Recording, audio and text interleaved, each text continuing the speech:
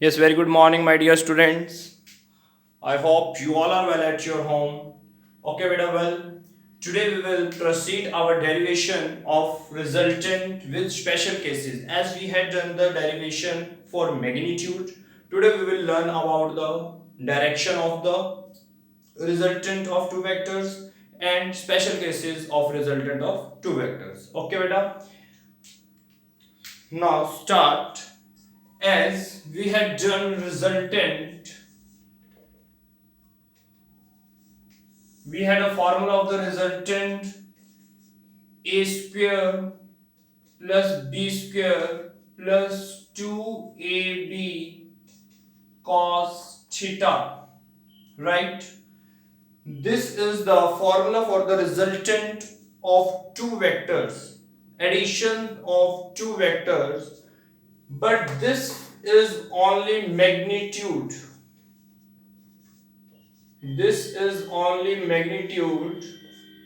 That's why we are not putting a arrowhead on this R. No, we will not put a arrowhead on this R because we are showing the magnitude only of the resultant. Now, how to find the direction of this resultant? As we know about the triangle law of the vector addition. This is the triangle law of vector addition. One vector is ending, other vector is starting from their end. And what is the resultant? Resultant is directly from initial to final position. This is the resultant, and this is the direction of the resultant, and length of the resultant is the magnitude. Now we will find the direction of the resultant. Magnitude we had done in the previous class. Now, so write down direction. Write down direction for या of लिख लीजिए direction of resultant. बेटा इस direction को निकालने का जो formula है उसको समझना है, क्योंकि हर न्यूमेरिकल में उसको यूज करना पड़ जाता है जहां पे वेक्टर की डायरेक्शन निकालनी हो, बट हमें उसको अंडरस्टैंड कैसे करना है वो मैं तुम्हें बताऊंगा। एक ट्रिक है छोटा सा, माइंड में तुम सेट कर सकते हो उस ट्रिक को। सो अब हमें करना क्या होता है, बेसिकली डायरेक्शन हमें फाइंड आउट कैसे करनी है।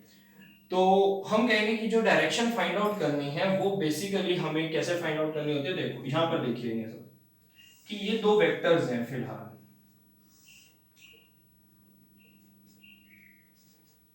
ये दो वेक्टर हैं। ये मत सोचो मैंने राइट ट्रायंगल बना लिया, कोई प्रॉब्लम नहीं है, चाहे उसको एंगल दे दो थोड़ा सा, ये लो, ठीक है। तो दो वेक्टर्स के बीच में ये एंगल होता है थीटा, जो यहां पे पुट अप होता है, देख सकते हो। अब मुझको देखना है डायरेक्शन। ये स्टार्टिंग पॉइंट था, ये वेक्टर ए मान लेते हैं, ये वेक्टर बी मान लेते हैं, ये रिजल्टेंट वेक्टर मान लेते हैं, ये वेक्टर ए मान लिया, ये वेक्टर बी मान लिया, इसको रिजल्टेंट वेक्टर। दोनों को ट्रायंगल लॉ मैंने यहाँ पे अप्लाई किया हुआ है, चाहो तो पैरेललोग्राम भी लग जाएगा। अभी मैं तुम्हें पैरेललोग्राम करवा देता हूँ, डोंट वरी, क्योंकि पेपर में कोई एक आ जाता है बेसिकली सेम है, फिर भी मैं तुम्हें समझा देता हूँ करना कैसे, ठीक है।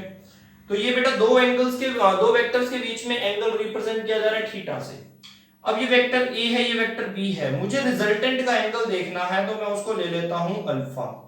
अब यहां पे ध्यान से देखना सबने, मैंने अल्फा जो एंगल बनाया है, अल्फा एंगल ए वेक्टर और रिजल्टेंट वेक्टर के बीच में बनाया है। अगर मैं अल्फा यहां ना बनाकर मैं चाहूं अल्फा यहां पर भी बना सकता था, तब मैंने अल्फा किसके बीच में बनाया, क्योंकि देखो रिजल्टेंट वेक्टर तो आना ही चाहिए, ठीक है। एक रिजल्टेंट और कोई भी एक वेक्टर होना चाहिए। तो अब मेरा ये अल्फा बना बी वेक्टर के बीच में और रिजल्टेंट वेक्टर के बीच में। तो तुम्हारी मर्जी है बेटा अल्फा किसके साथ तुम बना रहे हो। अभी मैं अल्फा को ए के साथ बनाने जा रहा हूं, अल्फा। पॉइंट क्लियर हुआ। यहां पर जैसे ये वाला जो एंगल है बेटा, ये दो वेक्टर्स के बीच का एंगल है, ये थीटा होगा जो इस टाइम 90 दिख रहा है तुम्हें, ठीक है। यहां पर चाहो अल्फा बना लो, चाहे तुम चाहो यहां पर अल्फा बना लो। तुम्हें ये ध्यान रखना है कि हमें अल्फा बनाना किसके साथ है, इसमें मैंने बी के साथ बना दिया, बट हमें डायरेक्शन निकालनी है। हमने ये देखना है कि हमारा रिजल्टेंट वेक्टर कितना एंगल बनाता है वेक्टर ए के साथ, तो हमें डायरेक्शन पता चल जाएगी ना। ये मेरा हाथ है, मैं कहता हूं 40 डिग्री पर इसको इंक्लाइन करके बताओ डायरेक्शन, तो मैंने यहां से 40 डिग्री ऊपर किया, मुझे डायरेक्शन मिल गई। ठीक है, अब वो बी के साथ भी देख सकता हूं मैं डायरेक्शन, नो प्रॉब्लम, किसी के साथ भी मुझे डायरेक्शन चाहिए। तो एंगल अगर मुझे पता चल जाए, ये वाला अल्फा अगर मुझे पता चल जाए, तो तुम्हें रिजल्टेंट वेक्टर के एरो की डायरेक्शन पता चल जाएगी कि वो कितना ऊपर है कितना नीचे है, वो किस डायरेक्शन में है किस डायरेक्शन में नहीं है। तो मेन टारगेट है हमारा अल्फा को कैलकुलेट करना। तो जब हम डायरेक्शन निकालते हैं बेटा, हम यहां पर फाइंड आउट करते हैं टेंजेंट अल्फा, ये याद कर लो, टेंजेंट के साथ हम इसको फाइंड आउट करते हैं, this is the tangent alpha. इस चीज को बहुत अच्छे से याद कर लें। अब जो मैं तुम्हें कह रहा था कि छोटा सा ट्रिक यहां पर हम यूज कर सकते हैं, वो मैं इसलिए कह रहा था कि हमें वेक्टर ए के साथ भी बनाना पड़ सकता है, बी के साथ भी, डिपेंड्स ऑन द यू। तो इसीलिए फिर हम इसको किसके साथ बनाएं। अगर मैं बात करता हूं टेंजेंट अल्फा की, तो टेंजेंट अल्फा होता क्या है, हम तुम कहोगे कि tangent alpha sin theta upon cos theta होता है, यही होता होगा टेंजेंट थीटा। ठीक है, अब सिंपल ट्रिक समझ लो, इतना हमें इसके फॉर्मूलाज लगाने की जरूरत नहीं है, सिंपल ट्रिक है।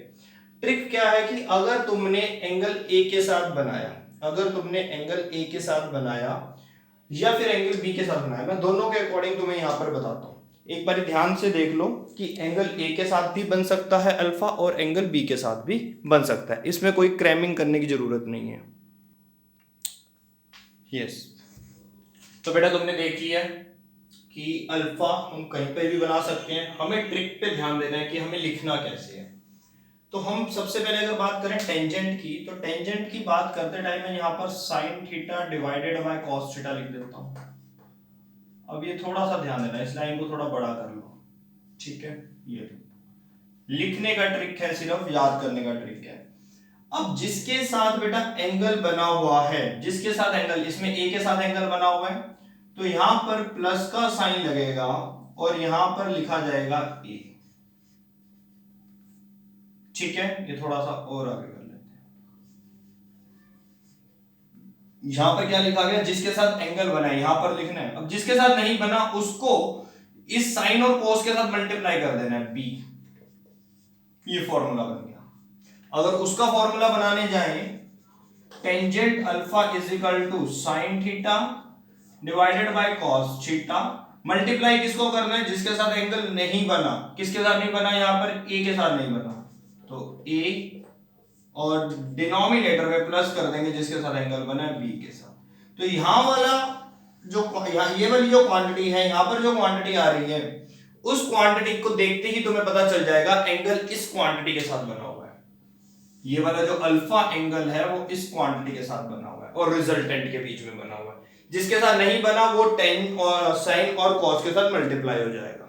तो ये बेटा सिंपल सा ट्रिक है, तुम्हें अपने न्यूमेरिकल्स में ऐसे याद करना है कि अगर तुम अल्फा ए के साथ बना रहे हो या बी के साथ बना रहे हो, कोई प्रॉब्लम नहीं है। जिसके साथ भी तुम अल्फा नहीं बना रहे हो उसको तुमने यहां पे लिखना है, ओ सॉरी, जिसके साथ तुम अल्फा बना रहे हो उसको तुमने यहां पे लिखना है। ठीक है, बी के साथ या ए के साथ। यहां पर मैं ए के साथ अल्फा बना रहा हूं तो मैंने ए लिखा, यहां पर मैं बी के साथ अल्फा बना रहा हूं तो मैंने यहां पे बी लिखा। लेकिन जिसके साथ नहीं बनता अल्फा उसको हम साइन और कॉस के साथ रखते हैं। पॉइंट क्लियर है बेटा, ध्यान दो इसको। ये डायरेक्शन का फॉर्मूला है, यहां पर जो तुमने लिखा डायरेक्शन ऑफ रिजल्टेंट, तो ये बेटा दोनों फॉर्मूलाज हैं, साथ में ये वाला तुम अपना डायग्राम चाहो तो बना सकते हो, कोई प्रॉब्लम नहीं। ठीक है, इससे ये पता चल जाएगा तुम्हें कि हाँ, नहीं सॉरी, इसके लिए बेटा ये वाला डायग्राम है और इसके लिए ये वाला डायग्राम है, ये तुम बना सकते हो। ठीक है, इससे पता चल जाएगा ना अल्फा कहां पर है, कहीं पर भी हो सकता है, नो प्रॉब्लम, नोट करके लिख सकते हो।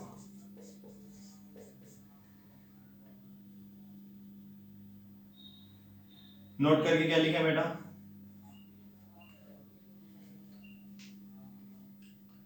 Alpha might be with a vector और b vector, किसी के साथ भी हो सकता।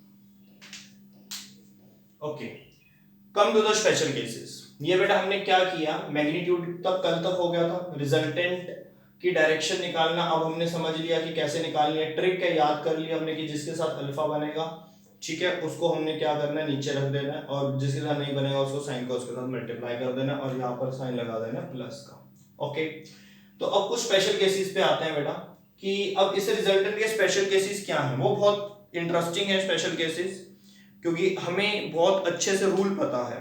और मैं ये भी तुम्हें समझा देता हूँ, रूल तुमने एडिशन का रूल किया है, तो मैं तुम्हें 2 मिनट लूंगा तुम्हारे सब्ट्रैक्शन समझाने के लिए, सिर्फ और सिर्फ 2 मिनट सब्ट्रैक्शन समझाने के लिए, ठीक है। फिर मैं तुम्हें स्पेशल केसेस पर लेकर आता हूँ। तो जिसको नोट करना है बेटा, मैंने देखा है कि बच्चों ने नोट किया हुआ, एडिशन के रूल्स को अच्छे से नोट किया हुआ था नोट्स में, तो सब्ट्रैक्शन का भी चाहो तो नोट कर सकते हो, और अभी हेडिंग बनाना है तो हेडिंग बना सकते हो, और फिर देखते हैं, फिर हम उसके बाद स्पेशल केसेस समझते हैं रिजल्टेंट के, ठीक है। ओके बेटा, come to the point. In actual there is no any subtraction rule for vectors. Vectors को हम सब्ट्रैक्ट नहीं कर सकते, सिर्फ हम वेक्टर्स को ऐड कर सकते हैं, सब्ट्रैक्ट नहीं कर सकते। फिर भी although there is a subtraction of the vectors, तो कैसे पॉसिबल है ये सब्ट्रैक्शन, ये मैं तुम्हें शो करना चाहता हूं। देखो बेटा, ध्यान से देखना सब्ट्रैक्शन का क्या रूल है। For example, there is a vector and there is a another vector. Okay, ये अगर मैं लॉ की बात करूं तो एडिशन मैं करने जा रहा हूं, तो यहाँ पे पैरेललोग्राम लॉ लगा हुआ है। क्यों पैरेललोग्राम लॉ लगा, देखते ही समझ आना तुमने पैरेललोग्राम लॉ क्यों लगा एडिशन का, क्योंकि दो वेक्टर्स का स्टार्टिंग पॉइंट सेम है, ठीक है। अगर मैं कहता हूं this is the vector A and this is the vector B, और मैं कहता हूं मुझको क्या करना है, मुझे जो रिजल्टेंट चाहिए, मुझे रिजल्टेंट ए वेक्टर माइनस बी वेक्टर चाहिए। ये जो माइनस है, दिस इज नॉट पॉसिबल। तो एक्चुअल में देखना, ध्यान से देखना, एक्चुअल में मैं एडिशन करूंगा। एक्चुअल में क्या करूंगा, मैं एडिशन करूंगा। कैसे एडिशन करूंगा, मैं निकालूंगा r is equal to A vector plus B vector. मुझे ये निकालना था और यही मैं निकालूंगा, बट मैं ट्रिक लगाऊंगा। क्या, मुझे सब्ट्रैक्ट कौन सा वेक्टर करना है, बी, ठीक है। अगर बी को सब्ट्रैक्ट करना है, मैंने तुम्हें एक पॉइंट बताया था बेटा, अगर बी वेक्टर इस डायरेक्शन में पॉजिटिव है, तो अगर मैं उसको इस डायरेक्शन में बना दूं तो बी नेगेटिव हो जाएगा। बताया था या नहीं बताया था, if we will change the direction of the vector then sign will have to change. तो अगर डायरेक्शन चेंज होगी तो साइन चेंज होगा।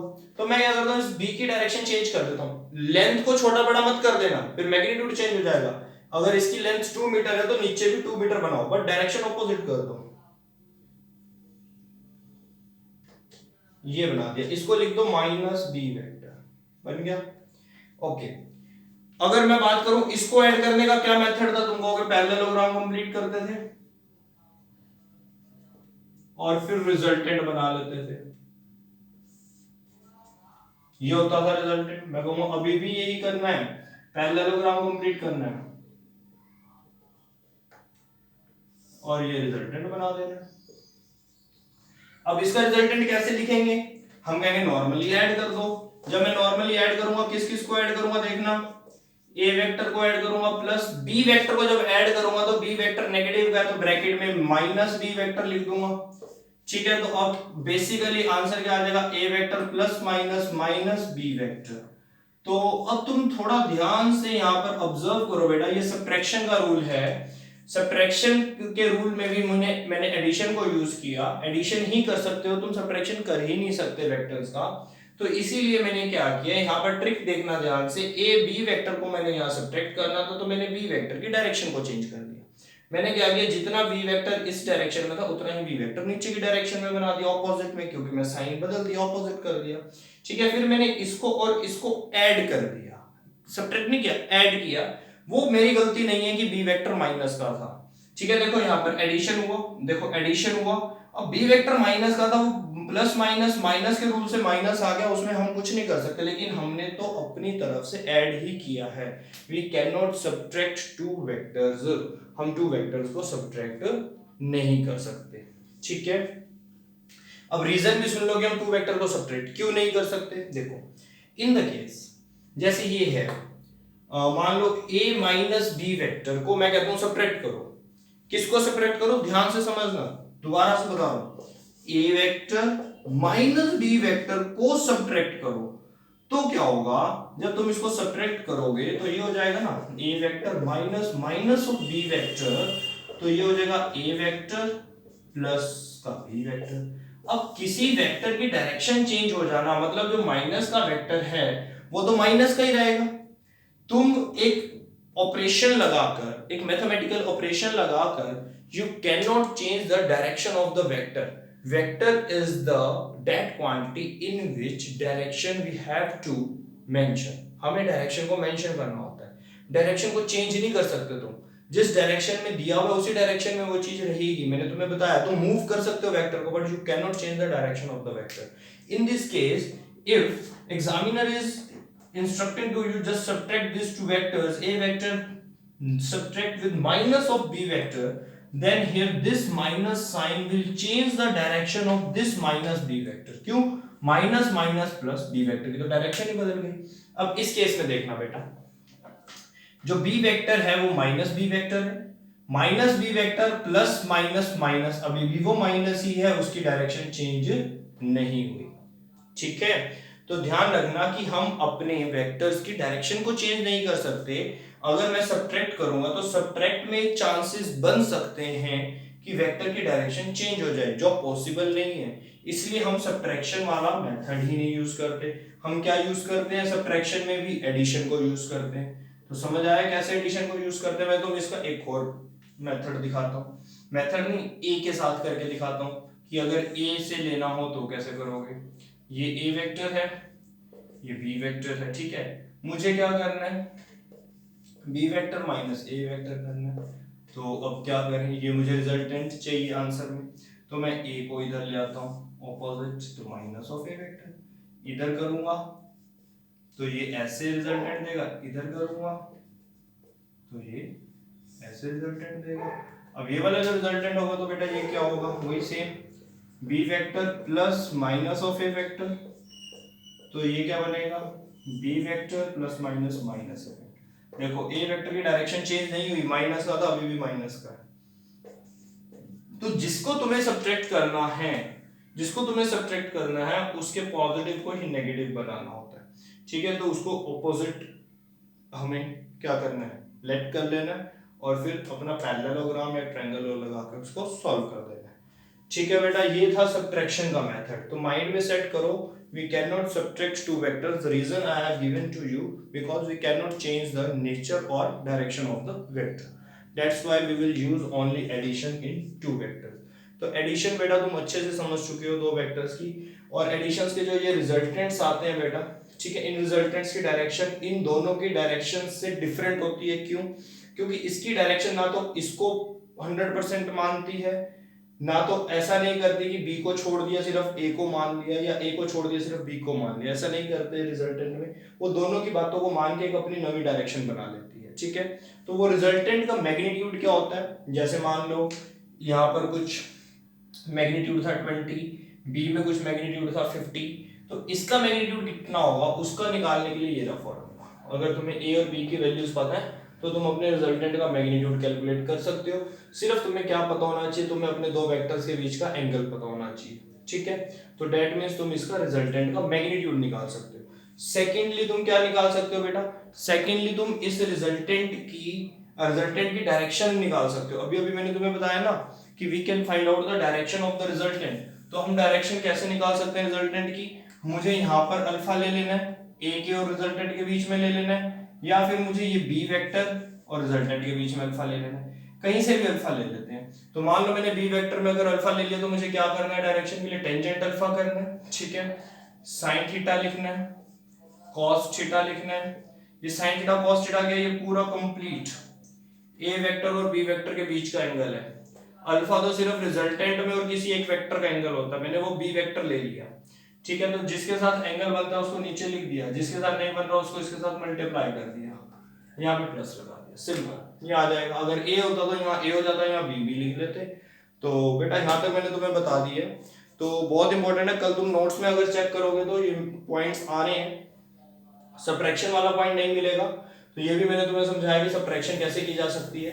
बेसिकली वो एडिशन ही है, और एडिशन में दो मेथड्स कौन कौन से हैं? पैरेललोग्राम और ट्रायंगल, वो मैंने तुम्हें बहुत अच्छे से समझा दिया। आई होप कि तुम्हें समझ आ गए होंगे। तो इसके बाद बेटा मैं तुम्हें कुछ स्पेशल केस करवाना चाहता हूँ इस रिजल्टेंट के, जो हमने रिजल्टेंट निकाला है इसके कुछ स्पेशल केसेस बनते हैं, तो वो स्पेशल केसेस किसके ऊपर बेस्ड हैं वो देखते हैं, और उसको ट्रायंगल लॉ के मेथड से मैं तुम्हें समझाता हूँ, क्लियर करता हूँ कि वो क्या होंगे। ठीक है, ओके। तो स्पेशल केस अभी तो मैं रिजल्टेंट के बता रहा हूँ, रिजल्टेंट के मैग्नीट्यूड के, फिर बताऊंगा तुम्हें डायरेक्शन के। तो यहां पर लिखेंगे बेटा special cases of magnitude of resultant. ठीक है, special cases of magnitude of resultant कैसे निकालेंगे स्पेशल केसेस? मैं रिजल्टेंट का फॉर्मूला यहां पे लिख देता हूं, ए का स्क्वायर बी का square 2ab cos theta. Theta क्या है? Angle between A vector and B vector, कोई दो वेक्टर्स के बीच में एंगल है। तो हम यहां पर दो वेक्टर्स ले लेते हैं, ये वेक्टर ए ले लिया, बी ले लिया, या ऐसे ले लेते हैं, और ये एंगल बीच में हमने थीटा ले लिया। ठीक है, तो रिजल्टेंट तो हमें पता लग ही जाएगा कि कैसे निकलने वाला है, ये काम हम कर चुके हैं। तो स्पेशल केस नंबर 1 यहां पर मैं लिख रहा हूं, ये स्पेशल केस का फर्स्ट केस लिख रहा हूं, if angle means theta is 90 degree. अगर हमारे पास एंगल 90 है, मतलब दो वेक्टर्स 90 डिग्री पर हैं, एक ये है और एक ये है। ठीक है, तो या सेम डायरेक्शन में भी हो सकते हैं, पैरेललोग्राम नहीं लगा रहे तो ट्रायंगल लगा सकते हैं। अगर इन दोनों वेक्टर्स में एंगल 90 बनता है बेटा, तो रिजल्टेंट का फॉर्मूला, इस r का फॉर्मूला क्या बनेगा? तो ये तुम्हें पता होना चाहिए कि cos 90 बेटा 0 हो जाता है, cos 90 डिग्री होता है 0। तो यहां पर अगर मैं पुट करूंगा तो r क्या आ जाएगा बेटा? मेरे पास r आ जाएगा, देखना, a square plus B square, ये r आ जाएगा। क्यों? क्योंकि ये पूरी की पूरी क्वांटिटी 0 हो जाएगी, क्रॉस 90 0, यहाँ पर 0 मल्टीप्लाई होगा तो यहाँ तक ये सारा 0 कर देगा क्वांटिटी को, ये बच जाएगा तुम्हारे पास a square plus B square. तो तुम्हारा फॉर्मूला रिजल्टेंट निकालने का बहुत शॉर्ट हो जाता है, याद कर लेना ना कि न्यूमेरिकल में एकदम से काम चल जाएगा, फास्ट हो जाएगी कैलकुलेशन। कि अगर हमारे पास दो वेक्टर्स के बीच में एंगल 90 है तो हमें simple root a square plus B square कर देना है। ठीक है, नेक्स्ट स्पेशल केस की बात करते हैं। if angle between a vector and b vector is say 0 degree. 0 degree का मतलब क्या हुआ? 0 डिग्री का मतलब समझना बेटा क्या होता है।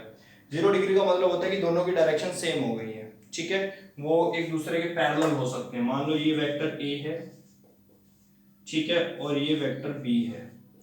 मैंने वेक्टर b को थोड़ा छोटा बना लिया, मैग्नीट्यूड कम होगा, a का मैग्नीट्यूड बड़ा होगा इसलिए बड़ा बना लिया, लेकिन दोनों की डायरेक्शन सेम है, तो देखने में ये पैरेलल है। पैरेलल का मतलब है कि अगर तुम इन दोनों के बीच में एंगल फाइंड आउट करोगे तो 0 डिग्री आ जाएगा। ठीक है, तो मैं क्या करता हूं, इस वेक्टर को उठा के यहां रख देता हूं। देखना, ध्यान से देखना बेटा, ये मेरा वेक्टर a था, मैं वेक्टर को मूव कर सकता हूं, मैं इसकी डायरेक्शन चेंज नहीं करूंगा, b को उठाऊंगा, b को उठा के कहां रख दूंगा, यहां पे रख दूंगा। ठीक है, a के आगे रख दूंगा, डायरेक्शन चेंज नहीं करूंगा, अप डाउन करूंगा। तो मैंने उठाया b को यहां पे रख दिया, ये मैंने रख दिया यहां पे b वेक्टर को। अब मैं कहता हूं कि मुझको रिजल्टेंट निकालना है। देखो दोनों का एंगल सेम है बेटा, 0 डिग्री एंगल है दोनों के बीच में। क्यों 0 डिग्री एंगल है? ये मत सोचना कि नहीं इसमें तो एंगल कुछ बन रहा है, कहां बन रहा है। देखो इसकी डायरेक्शन इधर है, मतलब इसका एरो चेक करो, सेम एरो है इधर, इसका एरो चेक करो, इसका एरो भी सेम जा रहा है। दोनों के एरो जब तक सेम होंगे, जैसे इसका एरो चेक करो, जबकि ये एक दूसरे पे ओवरलैप नहीं कर रहे, लेकिन इनका एरो की डायरेक्शन सेम है ना, जब तक इनकी डायरेक्शन सेम रहेगी तब तक वो 0 डिग्री ही रहेगा। ठीक है, तो ये दोनों बेटा 0 डिग्री में, ये दोनों भी 0 डिग्री में ही है। अगर मैं इसको इसके ऊपर रख देता तब भी वो 0 में रहते। जब तक इनकी डायरेक्शन को चेंज नहीं करोगे, दोनों की डायरेक्शन सेम रहेगी, तब तक वो 0 डिग्री में ही रहेंगे। ठीक है ना, तो लेट्स सी बेटा, फिर देखते हैं। अब रिजल्टेंट कैसे बनता है, तो हम कहते हैं रिजल्टेंट का मतलब होता है कि सर आपने हमें बताया था रिजल्टेंट का मतलब होता है इनिशियल पॉइंट से लेके फाइनल पॉइंट तक की डायरेक्शन देख लो।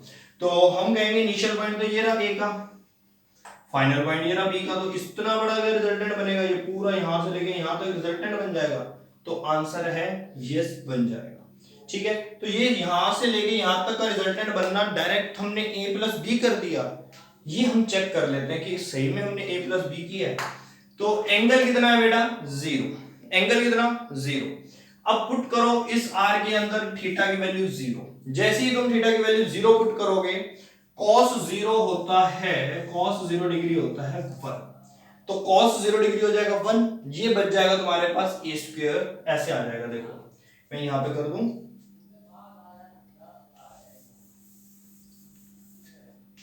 जो इसका रिजल्टेंट आएगा बेटा a स्क्वायर प्लस में B square plus 2ab, cos zero 1 हो गया।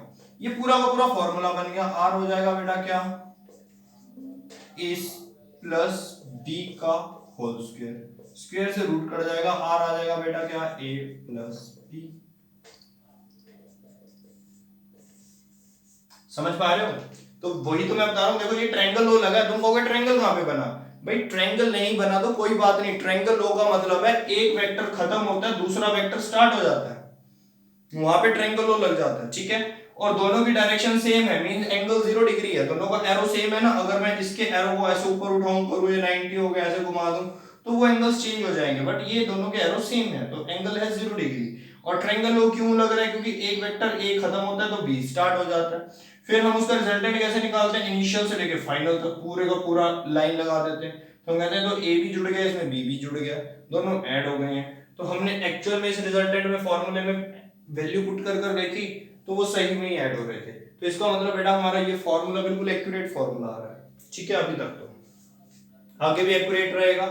अब नेक्स्ट केस क्या लेते हैं बेटा, हमने कौन कौन सा केस लिया, 90 डिग्री ले लिया, 0 डिग्री ले लिया। हाँ, एक केस रह गया हमारा 180 डिग्री लेना, तो 180 डिग्री लेते हैं। नाउ थर्ड केस बेटा, इसको मैं रफ कर देता हूं, थर्ड केस देखते हैं ये थर्ड केस क्या बनेगा। बहुत आराम आराम से तुम्हें बेटा वेक्टर कराऊंगा, लेकिन मुझे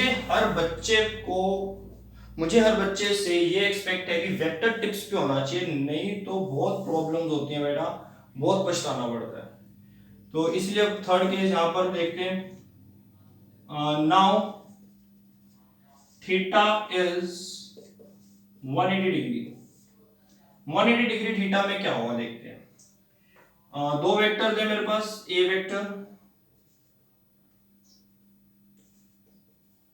थोड़ा बड़ा बना देता हूं, ए वेक्टर, बी वेक्टर की डायरेक्शन ऑपोजिट लेनी पड़ेगी। कई बच्चे सोच रहे होंगे क्यों ऑपोजिट लेनी पड़ेगी, भाई तुम केस देखो 180 है, 0 डिग्री का मतलब होता है दोनों की डायरेक्शन सेम, 90 डिग्री का मतलब होता है कि दोनों की डायरेक्शन एल शेप बना रही है, एक इधर आ रहा है एक इधर जा रहा है। और 180 डिग्री का मतलब होता है कि दोनों की डायरेक्शन ऑपोजिट है, एक इधर है तो एक इधर है। ठीक है, 0 में दोनों सेम, 180 में दोनों ऑपोजिट, 90 में एल शेप। ओके, तो अब ठीक है, फिर से ट्रायंगल लॉ लगाते हैं, जहां पर वेक्टर ए खत्म होता है वहां पे वेक्टर बी को स्टार्ट कर देते हैं, क्योंकि हम वेक्टर्स को उठा के रख तो सकते हैं ना इधर से उधर, हाँ, बट डायरेक्शन चेंज नहीं करनी। हम कहेंगे ठीक है, we are not changing the direction of vector B, but we want to just move it, just to relocate. अगर मैं इसे रिलोकेट करता हूं तो मैं यहां से इसको उठाता हूं, ड्रैग करके यहां रखता हूं।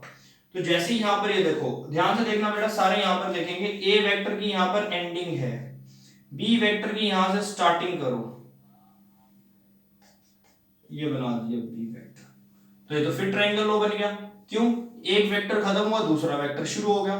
ट्रायंगल लो के नाम पर मत जाओ कि ट्रायंगल ही दिखना जरूरी है, सिर्फ उसके मेथड पे जाओ, एक वेक्टर खत्म दूसरा स्टार्ट।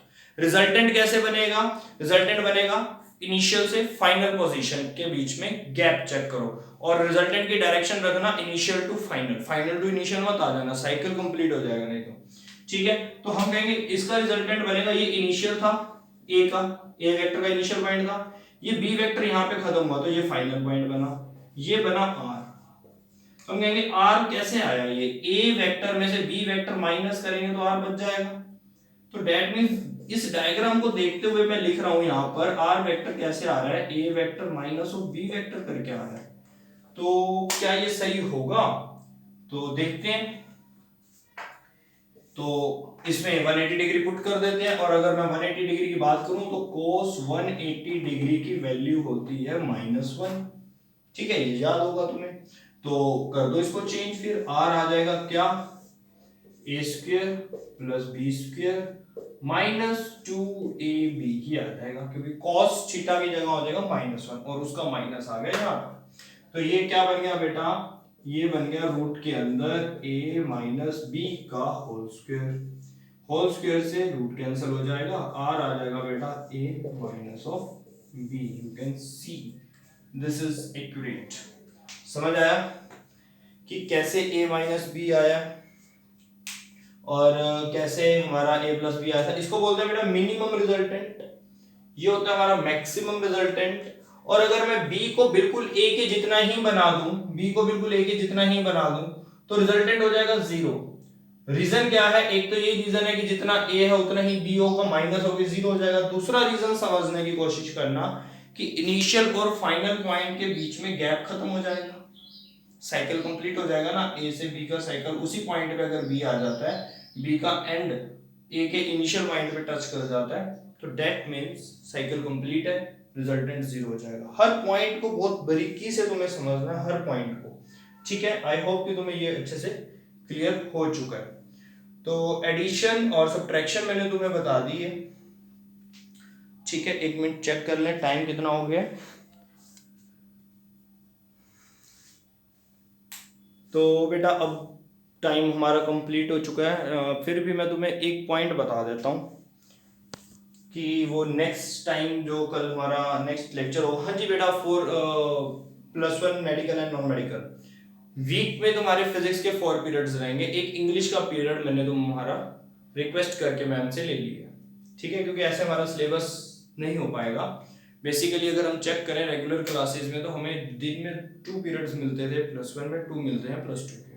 तो 2 नहीं करके हमने एक पीरियड ले रहे हैं, लेकिन अच्छे से करो उसको। ठीक है, और मैंने 4 पीरियड्स टोटल रखे हैं अपने वीक में, तो 4 पीरियड्स तुम्हारा लेक्चर लगेगा। टाइम टेबल चेंज कर सकते हो, ये मैं तुम्हें कंफर्म कर दूंगा कि वो लेक्चर थर्सडे होगा या फ्राइडे होगा। मोस्ट प्रोबेबली वो लेक्चर तुम्हारा फ्राइडे इंग्लिश का लेक्चर फिजिक्स में कन्वर्ट हो जाएगा, फ्राइडे इंग्लिश में फिजिक्स का लेक्चर आएगा। ठीक है, तो ठीक है बेटा, तो यहाँ तक करो।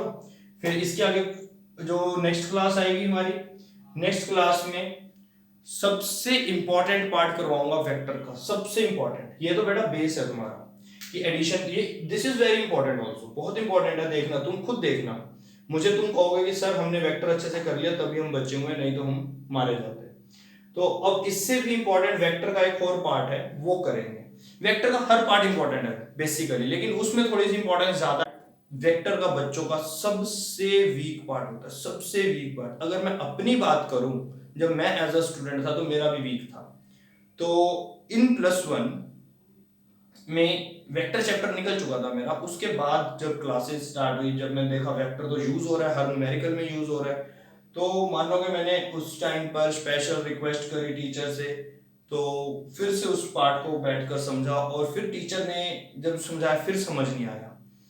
फिर मैंने बुक्स में से पढ़ा, मैंने ये ट्रिक्स जो निकाली, फिर बुक्स में देखा, मैंने कहा ये वेक्टर को इस तरीके से समझाओ तो ही समझ आ सकता है। ये स्टार्टिंग से कुछ होता है, हर स्टूडेंट के अंदर होता है। मेरे अंदर कुछ ऐसी आदतें थी कि मैं हर चीज को ऐसे देखता था कि अगर इसको ऐसे ना समझा के ऐसे समझाएं तो शायद जल्दी समझ आ जाएगा। और वही चीज अब मैं यहाँ पर यूज करता हूँ और मुझे अच्छा रिजल्ट भी मिलता है तुम्हारी तरफ से कि हाँ। इसलिए बेटा हर चीज को अपने लेवल पर जरूर करो। इसलिए मैं तुम्हें भी ये चीज समझाता हूँ कि जब भी पढ़ो ऐसा पढ़ो कि दूसरे को जब समझाना पड़े तो तुम समझा सको। तो डेट मींस तुमने अपना टॉपिक कंफर्म कर लिया, पक्का कर लिया, परफेक्ट कर लिया, और उस टाइम पे शायद तुम्हारे माइंड में कोई ऐसा मेथड भी आ जाए जो मेरे मेथड से अच्छा हो सकता है। ठीक है ना, तो इसलिए वो मेथड बताओ, अपने फ्रेंड्स साथ शेयर करो, मेरे साथ शेयर करो, ताकि कुछ न्यू सीखने को मिले। सिर्फ यही नहीं है कि एक रैट रेस है, भेड़ चाल है, भागे जा रहे हैं भागे जा रहे हैं, नहीं, आराम आराम से करो सब कुछ। ठीक है बेटा, इसके बाद कंपोनेंट्स हैं, मैं पहले बता रहा हूँ तुम्हें, नेक्स्ट पीरियड कंपोनेंट्स को लेके मैं लेने वाला हूँ तुम्हारा। तो बहुत इंपॉर्टेंट है कंपोनेंट्स का चैप्टर, उसको जिसने समझ लिया तो समझो उसको न्यूमेरिकल्स में आगे प्रॉब्लम नहीं आएगी। ओके बेटा, have a nice day, take care. Subtraction का बेटा अपने अकॉर्डिंग थोड़ा सा नोट्स तैयार कर लेना सब्ट्रैक्शन के, क्योंकि वो तुम्हें उस नोट्स में नहीं मिलेंगे, तो अपने हिसाब से उनको लिख लेना। ठीक है बेटा, बाय।